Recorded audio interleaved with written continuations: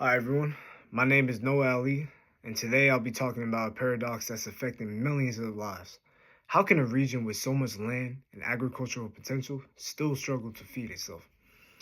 The focus on my presentation today is food insecurity in sub-Saharan Africa, what causes it, how it affects people, and what can be done to change these things.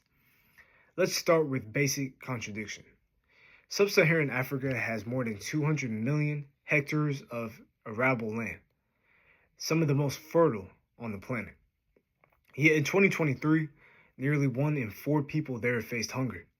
That's over 230 million people, a number that's growing every year. This isn't just a humanitarian issue, it's also a development crisis.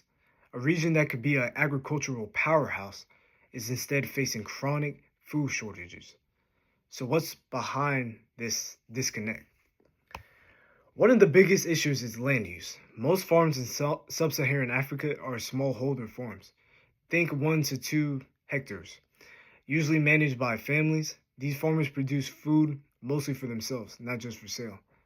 A major barrier here is land ownership. In many countries, land is passed down through families or tribal customs.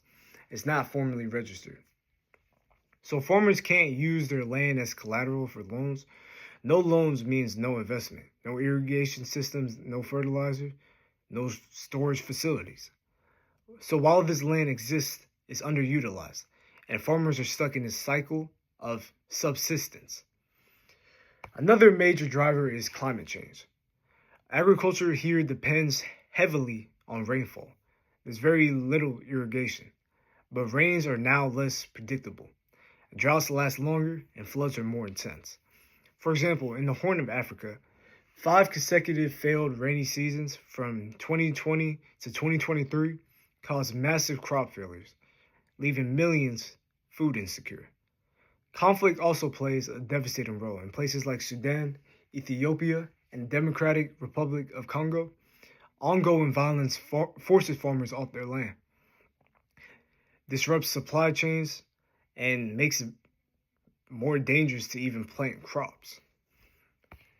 Then there's the issue of global trade. Many African countries import large amounts of cheap food from places like Europe or the US, which floods local markets and makes it very hard for local farmers to compete. It's actually sometimes cheaper to buy imported rice than rice grown a few miles away.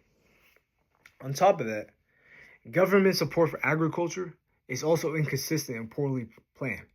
Corruption, lack of coordination, or simply underinvestment means many farmers don't get the access to tools or training they need to boost yields or adapt to new challenges. It's also important to talk about social barriers. Women make up about 50% of agricultural workforce, but they own just 15% of the land. They often lack access to credit, training, and decision-making power. Youth, too, are leaving rural areas in droves because they see no future in farming. Without engaging the next generation and giving them reasons to stay and innovate, agriculture can't grow. Now, let's shift to solutions. First, land reform is essential. If government create policies that allow formal land ownership, farmers can finally invest in their land without fear of losing it. Second, investing in climate-smart agriculture, such as drought-resistant crops, solar-powered irrigation, and mobile weather apps, can help farmers adapt to extreme weather. Third, regional cooperation is key. Strengthening intra-African trade will reduce dependence on imports and allow food to flow more easily from areas of surplus to areas of shortage.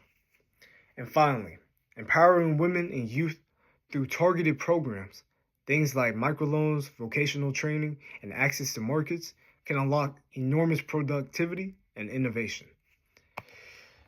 To wrap up, sub-Saharan Africa's food crisis isn't caused by a lack of land or knowledge.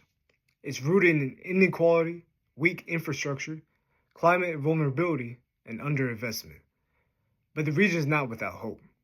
With strategic reforms and the right support, sub-Saharan Africa can shift from food insecurity to food sovereignty, growing enough not just to survive, but to thrive.